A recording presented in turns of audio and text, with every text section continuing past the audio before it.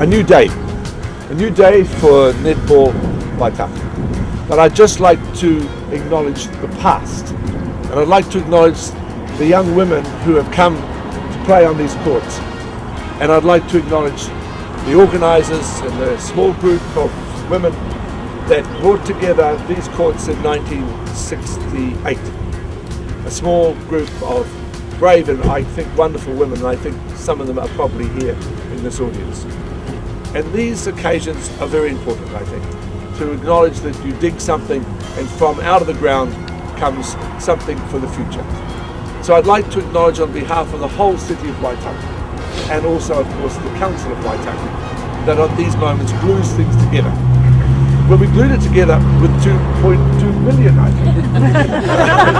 That's not bad glue. It could have a little bit more glue, and I'm sure that will happen. But I, on behalf of the council and my council colleagues and the other council members that are here, and the community board and Elizabeth Grimmer, who I know is a great friend of all of you here, and the contractors and the people who will do this. You know, getting out of bed is quite big in Waitakere.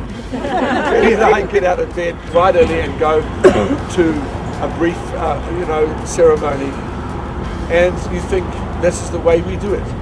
So let me acknowledge the West, and let me acknowledge the women of the West. They were a terrific bunch.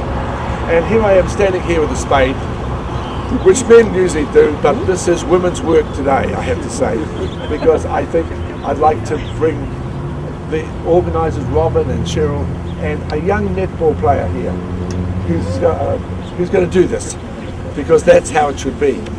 So if I can make a speech, I think you've got to dig the hole, okay? For all the women, young women and older women that have made this work over so many years.